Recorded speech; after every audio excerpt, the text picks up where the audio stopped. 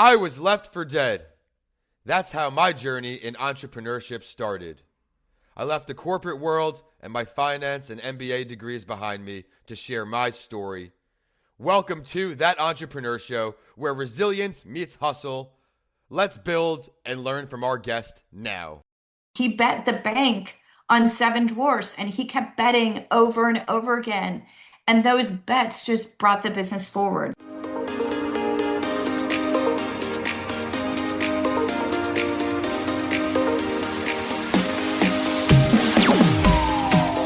Entrepreneurs, we're bringing on a powerhouse who originally came from her role as a chief marketing officer, over 25 years of experience, now doing her own thing with some big clients, even has a new service rolling out as we're recording this. So when it goes live, it will be all set, ready to go. Sheila, welcome to That Entrepreneur Show. It's so great to see you. How have you been?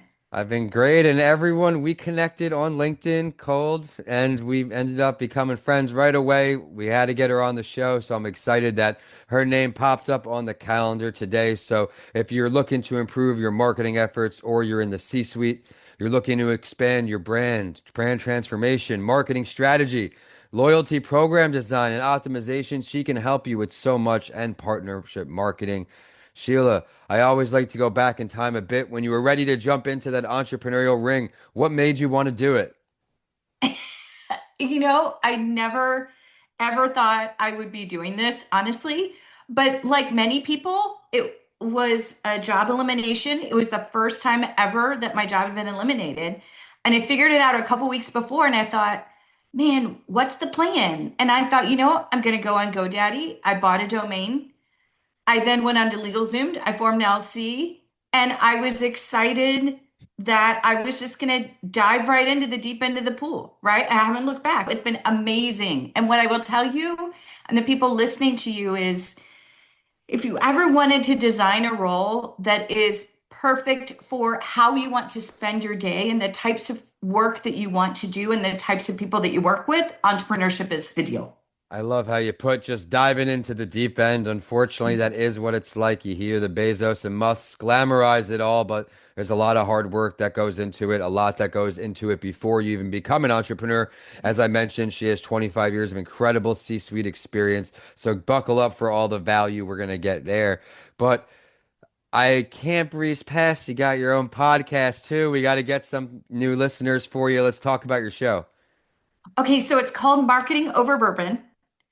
It is exactly what it sounds like. So I tape it in a film and TV production studio in the Orlando area where I'm based. And I've got this amazing producer, Mark Russell, with Central Florida Studio. And essentially, he built a set for me. And I said, I want to interview people who are passionate about marketing, leadership, have interesting career journeys while we sip bourbon. And frankly, it's filmed in Orlando, and most people in Orlando have at one point in time or another worked at Disney. And that's where I started my career. I'm passionate about Mickey Mouse. I'm passionate about the guest experience. And so almost everyone that I've interviewed in my show so far, they're all former Disney, and they have these fascinating careers across operations and Imagineering and HR and marketing. And we just tell stories and laugh and learn from one another. So I'm super excited about the show. I've got 5 episodes live, 12 are taped. And so I'm in the process of editing and then thinking about what comes next. I want to add some bourbon pairings and tastings and things. Right now, it's Okay. been more heavy on career and marketing and leadership, but I want to go a little bit more bourbon forward in some of these. And so I'm just super excited. It's the slowest growing podcast you've ever heard of. Oh, no, you never heard of mine then. When I got started, I had 1 or 2 downloads for months and months, like very long time. And for some reason, I stuck with it. And because you are a new podcaster, I had to show you some love. Hopefully, everyone, you go right now, click pause or wait till the end of the show, add it to the queue, subscribe to it. You're going to hear a lot more value today. Plus, on the podcast, I like the going more pro bourbon on the next one, but that opens up the door for sponsors and so many things. Everyone, whether you want to be a viral podcaster or do it like me and just put out the value, it is one of those authoritative figure elements. You got your books, your podcasts, you're able to help people on a larger scale. So I can't wait to see it all come to life. Everyone, go ahead, get ready for that podcast. She said 12 already ready to be released. So get ready for a lot of great shows. What's your favorite part of podcasting been so far? It's been so fascinating hearing other people's stories. Like, I'm a storyteller at heart. I think that most people with a branding background are really passionate about the story and creating emotional connection with your customers and your guests and your clients. And so for me, I've always been drawn to a story in a song, a story in a musical. And so this is just another format of it. In fact, most of the time when I start the show, after the intro, I just say, "What's your story?" Because everybody has one. And it's not that some people just tell stories better than others, but everyone has a fascinating story that we can learn from. I couldn't agree with you more. I love that. We can learn something from every single person we speak with. Just you got to listen, right? And you do a Yeah. great job at asking questions, I know, on your show. That's something that I always want to encourage every entrepreneur to do. Go out there and share your story, whether podcasting, whether on a stage, whether being a mentor. There's so many ways to give back through your story. But we have her on the show for marketing, so we got to bring her here. Before we hop into the new service where you're focusing on a new nice area to add to your repertoire, what is a marketing tip you can give some people listening on today? Maybe a common mistake you found in your experience that maybe we can help out some listeners with. Absolutely. The biggest thing that I've seen is people want to skip to the sexy marketing stuff.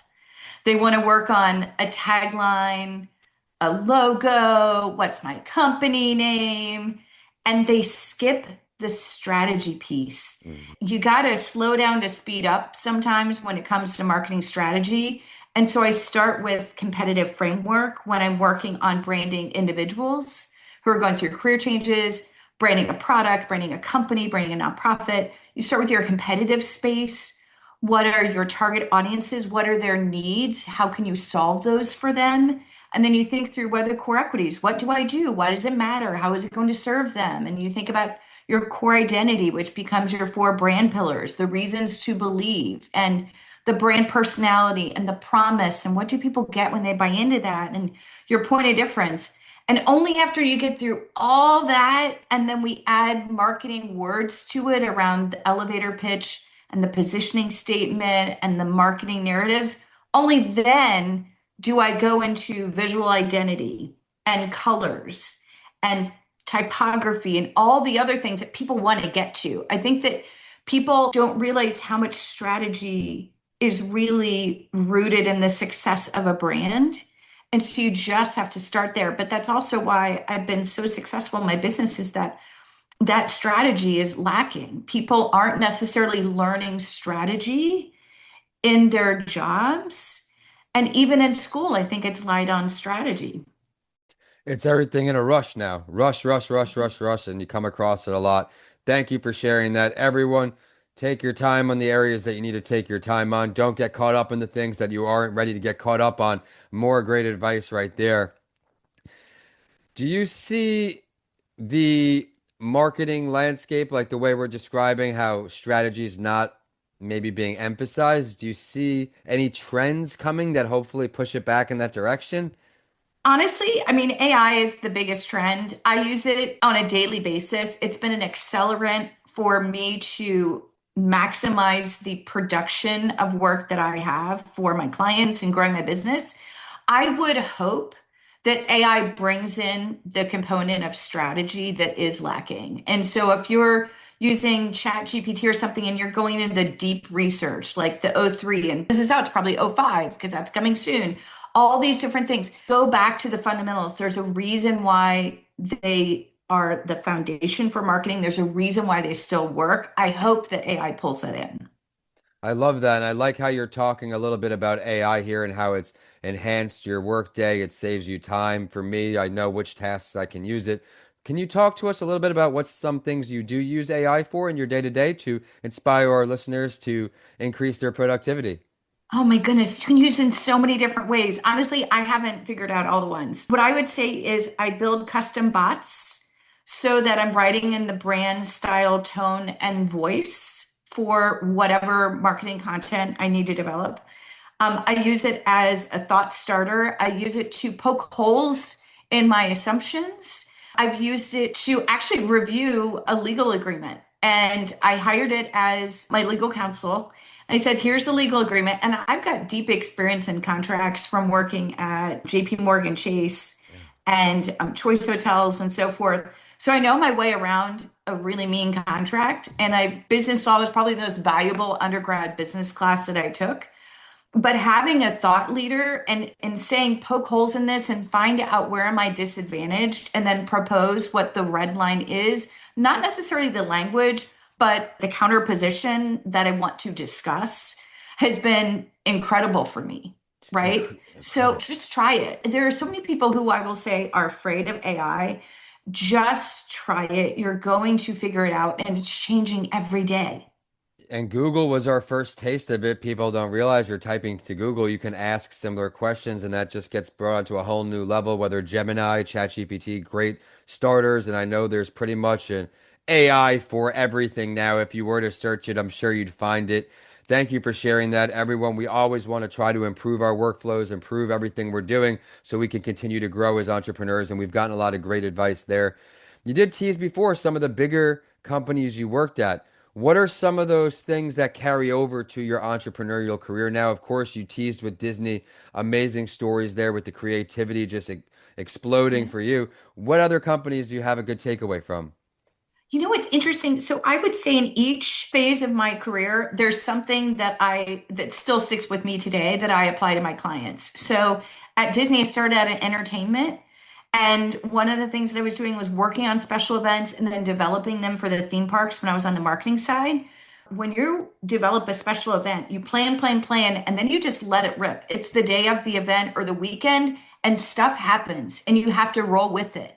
You can't change it, you just got to go with it. So I bring that into my job. The brand management lessons that I learned at Disney are some of the foundations for my proprietary branding process that I developed more than 20 years ago. It was like a master class in getting a Harvard MBA when I was at Disney because we were introducing brand management to the parks and resorts and cruise. I would say working at a tech startup, you learn how to start from nothing and create and get people excited about your ideas and get venture capital funding because of your passion for something, your ability to explain it very clearly. And working at JPMorgan Chase was an amazing experience of learning direct response marketing and investment decisioning and lifetime value and managing a P&L. Choice Hotels, I was able to grow loyalty substantially as well as partnerships and so really understanding the dynamics of a loyalty program and delivering high perceived value at a low perceived cost to drive more revenue for the business. And so all these different things. So for me, I've been incredibly fortunate because it added a lot of tools to my toolbox that I can bring to my clients now. You just said something right there. Loyalty programs, loyalty initiatives. That could be one of the most important things, the hardest to get, but when you get it, you got it. Talk to us a little bit. What are some things these business owners listening on today can do to increase their customer loyalty? Focus on not necessarily discounts, but truly make an emotional connection with your customers. It doesn't have to be a cost expense to you. In fact, one of the shows that I had with Barry Jacobson as a guest on Marketing Over Bourbon, he's got a deep background in luxury and premium experience development at Disney and Dallas Cowboys. And we talked about deepening engagement with your customer base. And that starts similar to branding with an emotional connection. And so the things that you can do, even by just giving a tiny little gift to your customer base, something that's very unique for the brand. He talked about, he saw this photograph in the Dallas Cowboys archives, and it was a photograph that no one had seen. And he said, can I have this replicated with a seal from the Dallas Cowboys? And he gave it to all the suite holders as a gift. So that meant the world to them. It cost barely nothing. And so there are ways that you can do this, but I think that a lot of times people think that loyalty is I'm just going to make a discount to my pricing and people will just like me more. And that's a race to the bottom. been there in my earlier days, and that is not the way to go. It's not effective, I promise you. A lot of great advice there. Thank you for sharing that, and congratulations on putting all of this together. Everyone, we all have past experiences, past jobs. Let's try to find the tools that we learned there, the ones we need to carry forward, and she's done a great job about that. Where do you see things going as far as your next goals? Because I know we have to talk about now the new service rollout, the pretty cool stuff you got working on that can help a lot of people who are at a high level and need a little expert help. Let's dive into it. Yeah, absolutely. So it's called CMO on Tap, and it is focused on helping C-suite seaters, right? So CMOs, CEOs, etc., on having a peer who understands what it's like to sit in their position, understands the enormous pressures and how one bad decision can cost millions to your company, to your career, etc. And having someone who's a confidant who can keep things confidential and really play things out, right? Pressure test decisions that you're mulling over. And so I've launched it actually very recently. So there's a shot, which is one Zoom a week with me. And then there's a double, which is the one Zoom a week plus 4 power hours a month. However, you need assistance, looking at a board deck, advising on what's the best return on investment for your next marketing spend, however you need me. But what I recognized from my career and from talking with others is that it's incredibly lonely when you're in the C-suite. You don't always know who to turn to, who you can confide in, and you don't necessarily want to have that conversation with anyone within your organization. It could show weakness or lack of clarity or indecision. You need a safe space, and I can be that safe space. I'm really, really excited. I love it. I can see your passion through the screen. I'm really happy for you expanding the business, utilizing all those tools. Everyone, we know what time we're getting to. Sheila, if you could pick any entrepreneur, dead or alive, but someone who you've not had the privilege of meeting yet, whose brain would you want to pick? It's Walt Disney, right?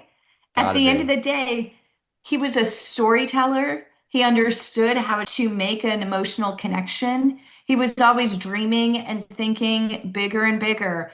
How can I take my brand of characters and expand it and bring it to people in really new ways? And he was quite the risk taker. I mean, there's a reason why the Team Disney building in Burbank, California, has the seven dwarfs holding up the roof. He bet the bank on seven dwarfs and he kept betting over and over again. And those bets just brought the business forward. That would be a fascinating conversation. Pretty cool. Now, if you could pick a location to meet Walt Disney, where would that be? Probably would be Walt Disney World. He passed away before it opened. So we had this vision, but he didn't get to see that realized. And so I think that would be fascinating just to walk with him and get his reactions. Do you have a favorite park? No, no, I love them all, and I'm 15 minutes away from them. I watch the fireworks from the Magic Kingdom from my balcony at my house. That's cool. And so I'm always popping into a park and just seeing what's new, going to a resort. I think that my favorite ride out of all of them is still the Avatar ride. That was so much fun. I love staying at Animal Kingdom or going to Animal Kingdom, just doing the safari. That's definitely fun. And Epcot, of course. I mean, what's not to love If, there? if you love Avatar, you're going to love Guardians of the Galaxy. Literally the best ride for me, my favorite ride on property, and it's at Epcot. It was a lot of fun. My mom had come down for the opening of that, and we got went to go, my sister and everyone. But this isn't a Disney Park podcast. We have to get back to a little more business before we go. Do you have one piece of advice, Sheila, for any early stage founder, perhaps something maybe you wish you knew when you were getting going? It's funny because I asked people that question when I was starting, and one of the pieces of advice that stuck with me was say yes to everything. And so the instinct is, oh, maybe I don't know how to do this. You're going to figure it out. I don't think I'm going to have capacity because I've got these other things. Those things, they fall through, they get delayed. Just say yes, it'll all work out. In the beginning, you have to be curious, soak it all up like a sponge. I love the message there. As you get experience, then you can start saying no when you know what to say no to, but you don't Right. want to pass up an opportunity that could change your life, because my motto is it only takes one conversation, one client, one phone call, something that could change your life.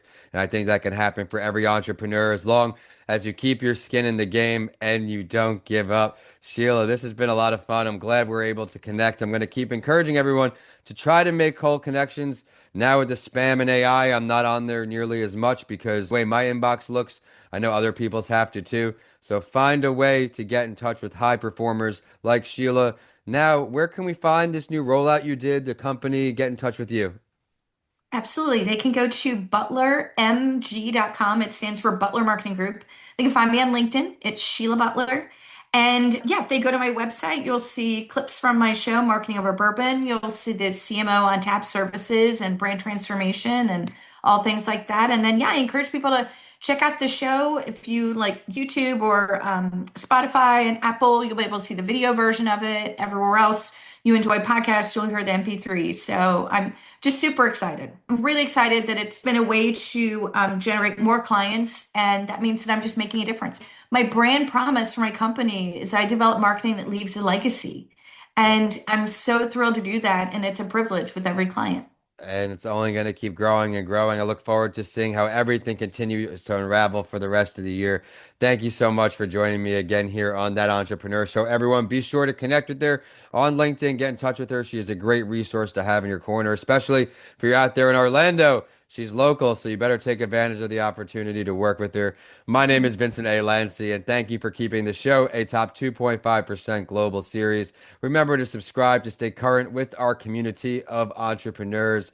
And of course, add the podcast to your queue, Marketing Over Bourbon. Did you have a favorite bourbon? Did we want to touch on that quick? I love Woodford. That is my go-to. It's caramely, it's vanilla, it's got a little bit of a burn. And yeah, so that's my thing. But I have to say, I'm trying a lot of different bourbons with the show, and it's a blast. We're going to have to tag someone the show comes out, do some marketing, get them to taste test on your show. I can see that manifesting for you real soon. Everyone, thank you so much for joining us once again right here on That Entrepreneur Show. Signing off, both of us in Florida this time. Thanks again, Sheila. Bye.